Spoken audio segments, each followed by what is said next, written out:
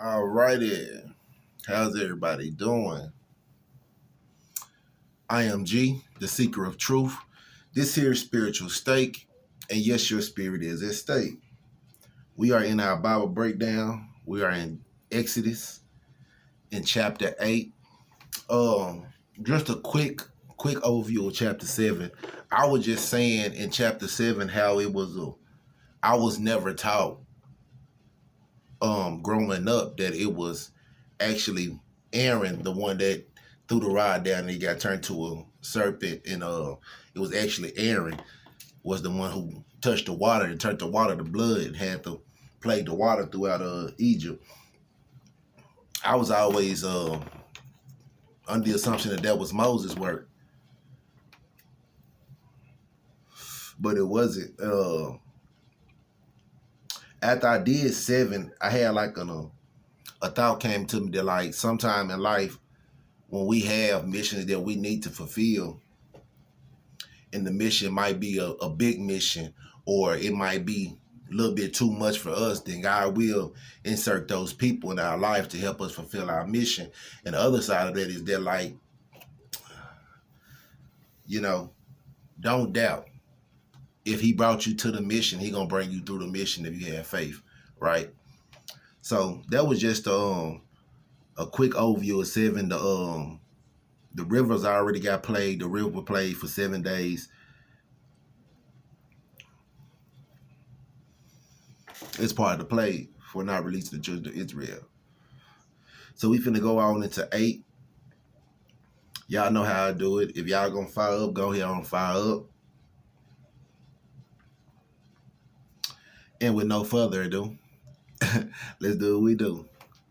Chapter 8.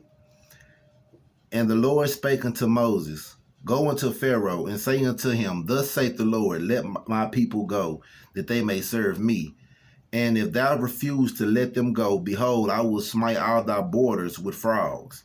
And the river shall bring forth frogs abundantly, which shall go up and come into thy house, and into thy bedchambers, and upon thy bed, and into the house of thy servants, and upon thy people, and into thy ovens, and into thy knitting troughs.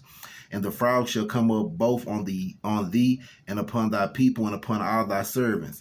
And the Lord spake unto Moses, Say unto Aaron, Stretch forth thy hand with thy rod over the streams, over the rivers, and over the ponds, and cause frogs to come up upon the land of Egypt.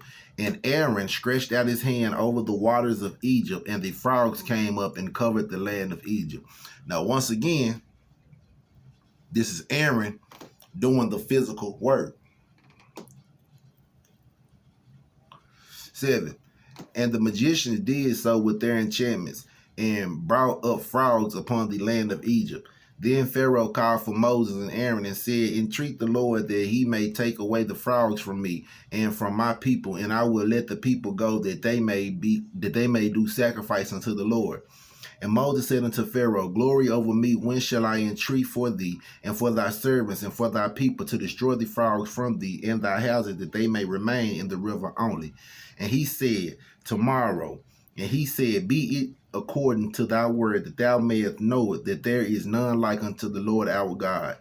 And the frogs shall depart from thee, and from thy houses, and from thy servants, and from thy people. Thou shalt remain in the river only. And Moses and Aaron went out from Pharaoh, and Moses cried unto the Lord because of the frogs which he had brought up against Pharaoh.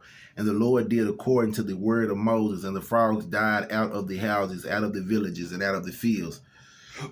And they gathered them together upon heaps, and the land stank. But when Pharaoh saw that there was respite, he hardened his heart, and hearkened not unto them, as the Lord had said. And the Lord said unto Moses, Say unto Aaron, Stretch out thy rod, and smite the dust of the land, that it may become lice throughout all the land of Egypt. And they did so, for Aaron stretched out his hand with his rod, and smote the dust of the earth, and it became lice in man and in beast. All the dust of the land became lice throughout all the land of Egypt. See that? You see, Pharaoh just like us, though. If you want to be honest, Pharaoh just like us. Because we'll be trying to do something that's not for us, and God will shut it off. And we'll try to figure out another way around it.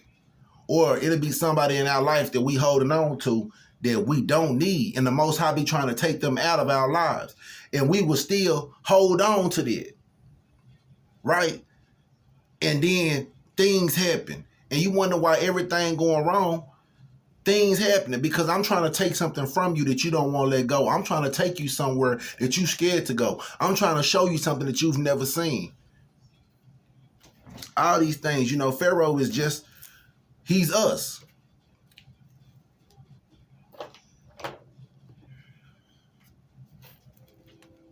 I lost my place where I was at. Let me see. Okay, 18. Now, I think we passed 18. We'll pick up right here. And the magicians did so with their enchantments to bring forth lice, but they could not. So there were lice upon man and upon beast. Excuse me. Then the magicians said unto Pharaoh, this is the finger of God. And Pharaoh's heart was hardened, and he hearkened not unto them, as the Lord had said. And the Lord said unto Moses, rise up early in the morning and stand before Pharaoh. Lo, he cometh forth to the water, and say unto him, thus saith the Lord, let my people go, that they may serve me. Else, if thou wilt not let my people go, behold, I will send swarms of flies upon thee, and upon thy servants, and upon thy people, and into thy houses, and the houses of the Egyptians shall be full of swarms of flies, and also the ground whereon they are. And I will sever in that day the land of Goshen, in which my people dwell, that no swarms of flies shall be there, to the end thou may know it that I am the Lord in the midst of the earth. And I will put a division between my people and thy people. Tomorrow shall this sign be. And the Lord did so, when there came a grievous swarm of flies into the house of Pharaoh, and into the house of his servant's house, and into all the land of Egypt. And the land was corrupted by reason of the swarm of flies. And Pharaoh called for Moses. Excuse me. And Pharaoh called for Moses and for Aaron, and said, go ye, sacrifice to your God in the land. And Moses said, it is not meet so to do, for we shall sacrifice the abomination of the Egyptians to the Lord our God. Lo, shall we sacrifice the abomination of the Egyptians before their eyes, and will they not stone us?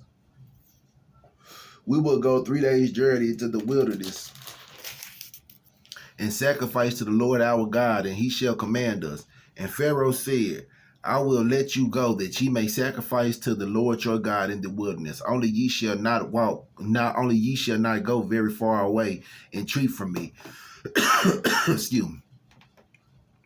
And Moses said, behold, I will go out from thee, and I will entreat the Lord that the swarms of flies may depart from Pharaoh, from his servants, and from his people tomorrow. But let not Pharaoh deal deceitfully any more in not letting the people go to sacrifice to the Lord.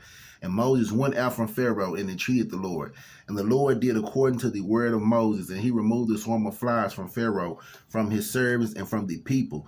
There remained not one. And Pharaoh hardened his heart at this time also, neither would he let the people go. That's the end of chapter 8.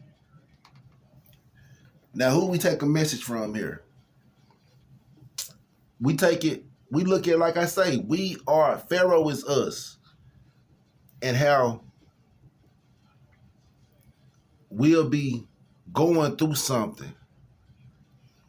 And we'll say, all right, Lord, all right, God, all right, God, if you help me through this, I never do it no more. I did it.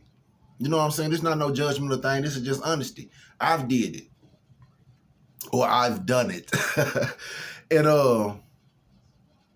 when we get through that situation, when he bring us through that, when the Most High bring us through this situation, then we forget. We forget about our covenant. We forget about our pledge until we in trouble again. And then I know I said that I wasn't going to do it no more, but if you could just pull me through one more time, have grace and mercy on me one more time, you know.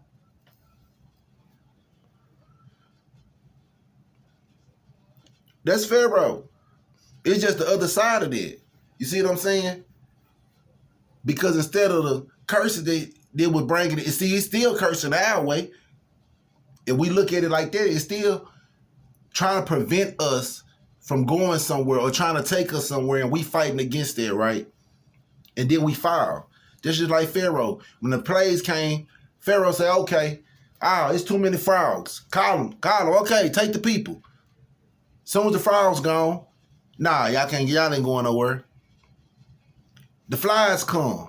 Oh man, the flies everywhere. Take the people. Y'all gonna go to the will. Y'all gonna sacrifice. Y'all gonna worship. Do what you gotta do.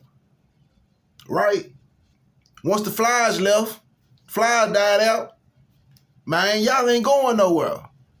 It's the same thing. God help me through it, I won't do it no more. And he help us through it and we do it again. Say, Lord, help me through it, I ain't gonna do it no more. And he take us through it, help us through it, guide us through it. And we do it again. So how many times is we gonna be like Pharaoh? Right? How many times are the wonders gonna have to be shown in your life for you to believe that there is something greater than yourself that exists, and all you gotta do is tap into it? I'm G, the seeker of truth. This here is Spiritual State. Till next time, y'all stay elevated.